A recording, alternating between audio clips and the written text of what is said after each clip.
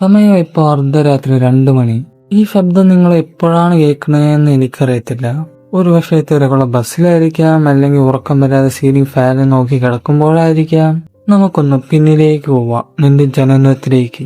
നീ ആലോചിച്ചിട്ടുണ്ടാ, നീ ഈ ഭൂമിയിലേക്ക് വരണമെന്ന് ആഗ്രഹിച്ചിരുന്നുകൊണ്ടാണോ വന്നത്? അല്ലല്ലേ? അതൊരു ആക്സിഡന്റ് മാത്രമായിരുന്നല്ലേ? ഈ പ്രപഞ്ചത്തിലെ കോടിക്കണക്കിന് കോമ്പിനേഷനുകൾക്കിടയിൽ നിന്ന് അതിശയമായി സംഭവിച്ച ഒരു തമാശ അല്ലേ? ആരും നിന്നോട് ഒരു പെർമിഷൻ ചോദിച്ചിട്ടില്ല, നിനക്ക് വരണമെന്നുണ്ടോന്ന് ആരും അന്വേഷിച്ചിട്ടുമില്ല.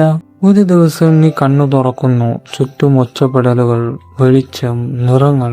നിനക്ക് മുൻപേ ഇവിടെ വന്നവർ നിനക്കൊരു പേരിടുന്നു, നിനക്കൊരു മതം തരുന്നു, നിനക്കൊരു ജാതി തരുന്നു. നീ എന്ത് വിശ്വസിക്കണം, എന്ത് പഠിക്കണം, എങ്ങനെ നടക്കണം എന്നൊക്കെ അവര് തീരുമാനിക്കുന്നു. നീ പോലും അറിയാതെ നിന്റെ ജീവിതത്തിന്റെ തിരക്കഥ മറ്റാരൊക്കെയോ എഴുതി തുടങ്ങുന്നു. നമ്മൾ ജനിക്കുന്നു, പിന്നെ എന്തിനോ വേണ്ടിയുള്ള ഒരു ഓട്ടം തുടങ്ങുന്നു. സ്കൂൾ, ജോലി, കോളേജ്, വിവാഹം, കുട്ടികൾ. ഇതൊരു ചെക്ക് ലിസ്റ്റ് വരെ. നമ്മൾ ഓരോന്നായി ടിക്ക് ചെയ്ത് മുന്നോട്ട് പോകും. പക്ഷെ ഈ ഓട്ടത്തിനിടയിൽ എപ്പോഴെങ്കിലും നീ നിന്നിട്ടുണ്ടോ? നിന്റെ ഉള്ളിലെ ആ ശബ്ദം നീ കേട്ടിട്ടുണ്ടോ? ഞാൻ എന്തിനാണ് ഇതൊക്കെ ചെയ്യണേ എന്ന് ആലോചിച്ചിട്ടുണ്ടോ?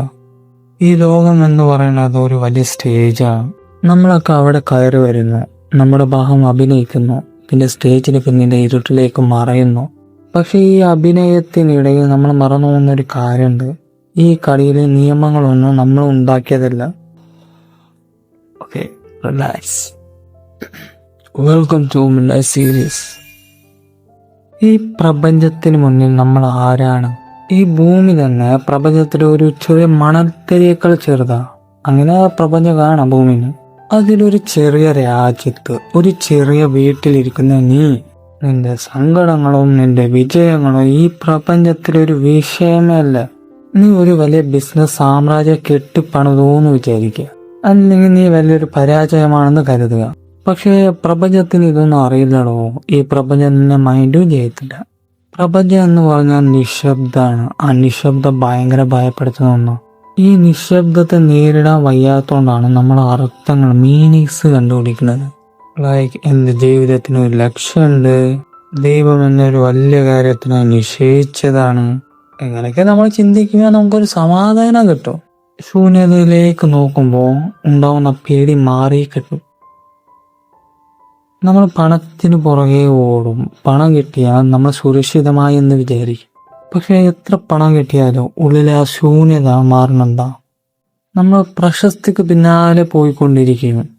ലക്ഷക്കണക്കിന് ആളുകൾ നിന്റെ പേര് വിളിക്കും, നിനക്ക് ഫാൻഡം ക്രിയേറ്റ് ചെയ്യും. പക്ഷെ രാത്രി നിന്റെ റൂമിലെ ലൈറ്റ് അണയ്ക്കുമ്പോൾ നീ അനുഭവിക്കുന്ന ആ ഏകാന്തതയുണ്ടല്ലോ, അതാണ് സത്യം. പണം, അധികാരം, പ്രശസ്തി, ഇതൊക്കെ ആ ശൂന്യതയെ മൂടി വയ്ക്കാൻ നമ്മളിടുന്ന തുണികൾ മാത്രമാണ്. പക്ഷെ നമ്മൾ അറിയാത്തൊന്നുണ്ട്, കാറ്റടിക്കുമ്പോൾ തുണി മാറും. അപ്പോൾ നമ്മുടെ ഉള്ളിലെ ആ ശൂന്യത വിളിച്ചിരിക്കും. എന്നാൽ പലർക്കും ഈ ഡൗട്ട് വന്നാണോ, റോയ്, അർത്ഥമില്ലാത്ത ജീവിതം പിന്നെ എന്തിനാ ജീവിക്കണേന്ന്? എല്ലാം വെറുതെയാണെങ്കിൽ പിന്നെ ഇപ്പോഴും അവസാനിച്ചൂടെ എന്നൊക്കെ ചോദിച്ചുവാണ്. ഇവിടെയാണ് ജീവിതത്തിലെ ഏറ്റവും വലിയ ബ്യൂട്ടി ഇരിക്കുന്നത്. ജീവിതത്തിന് പ്രത്യേകിച്ചൊരു അർത്ഥമില്ല എന്ന് പറയുന്നത് ശാപല്ല, അതൊരു ഫ്രീഡമാണ്. മുൻകൂട്ടി എഴുതി വെച്ച ഒരു അർത്ഥം നിനക്കില്ലാത്തതുകൊണ്ട് നിനക്ക് ഇഷ്ടമുള്ള അർത്ഥം നിനക്ക് നൽകാം. ലൈഫ് എന്ന് പറഞ്ഞാൽ ഒരു ബാങ്ക് പേപ്പറാ, അതിലാരും ഒന്നും എഴുതിയിട്ടില്ല. നിനക്ക് വേണമെങ്കിൽ അതിലൊരു കവിത എഴുതാം, അല്ലെങ്കിൽ ഒരു ചിത്രം വരയ്ക്കാം, അതുമല്ലെങ്കിൽ അത് വെറുതെ വിടാം. എന്റെ ജീവിതത്തിലേക്ക് നോക്കിയാ ഞാൻ എന്തിനാ ഈ രാത്രി ഉറങ്ങാതിരിക്കണേ? എന്തിനാണ് ഇങ്ങനത്തെ വാക്കുകളൊക്കെ നിങ്ങളോട് പറഞ്ഞുകൊണ്ടിരിക്കണേ? എനിക്ക് നിന്റെ ആവശ്യമൊന്നുമില്ല, പക്ഷെ എനിക്കിത് ഇഷ്ടം. അതാണ് എൻ്റെ ആ നിമിഷത്തിന് ഒരു അർത്ഥം തരണേ. എൻ്റെ വീട്ടിൽ ചെല്ലുമ്പോൾ എൻ്റെ പാരൻസിൻ്റെ കൂടെ ഒരു കോഫി കുടിക്കുക, വീക്കെൻഡിൽ പോയി ട്രാവൽ ചെയ്യുക, നേച്ചർ ആസ്വദിക്കുക, നിങ്ങളുടെ കൂടെ സംസാരിക്കുക. ഈ പ്രപഞ്ചത്തിന്റെ അളവ് പോലെ ഇതൊരു വിലയുള്ള കാര്യമൊന്നല്ല, പക്ഷെ എനിക്കതൊരു വലിയ കാര്യമാണ്. ഇതിനൊക്കെയാണ് ഞാൻ എൻ്റെ അർത്ഥങ്ങൾ ഒളിപ്പിച്ചു വെച്ചിരിക്കുന്നത്. ഇതൊന്നും ആരും എനിക്ക് തന്നതല്ല, ഞാൻ തിരഞ്ഞെടുത്ത അർത്ഥങ്ങളാ. I choose my focus. നമ്മൾ എപ്പോഴും വലിയ വലിയ കാര്യങ്ങൾക്ക് പിന്നിലാണ് ഓടിക്കൊണ്ടിരിക്കുക. വലിയ വീട്, വലിയ കാറ്, വലിയ ലക്ഷ്യങ്ങൾ. പക്ഷെ ഈ ജീവിതം സംഭവിക്കുന്നത് ഈ വലിയ കാര്യങ്ങൾക്കിടയിലുള്ള ആ ചെറിയ ഗ്യാപ്പുകളില്. ഒരു മഴ നനയുന്നതായിക്കോട്ടെ, പഴയ പാട്ട് കേൾക്കുന്നതായിക്കോട്ടെ, പ്രിയപ്പെട്ട ഒരാളെ കൈപ്പിടിച്ചിരിക്കുന്നതായിക്കോട്ടെ. നീ മരിക്കാൻ കിടക്കുമ്പോൾ നിന്റെ ബാങ്ക് ബാലൻസ് ആയിരിക്കില്ല നിന്റെ ഓർമ്മയിൽ വരണം. മറിച്ച് നീ ചിരിച്ച ചില നിമിഷങ്ങളായിരിക്കും. നീ ആരോടും പറയാത്ത ചില രഹസ്യങ്ങളായിരിക്കും. നമ്മുടെ ജീവിതത്തിൽ ഒരു ഗ്രാൻഡ് പേർപ്പേഴ്സ് ഉണ്ടെന്ന് കരുതി നീ നിന്റെ ഇന്നുകളെ നഷ്ടപ്പെടുത്തരുത്. I mean present. നാളെയെ കുറിച്ച് ആലോചിച്ച് ഇന്നത്തെ സമയം കളയരുത്. കാരണം നാളെ എന്നത് ഒരു വാഗ്ദാനം മാത്രമാണ്. അത് സംഭവിക്കണമെന്നില്ല.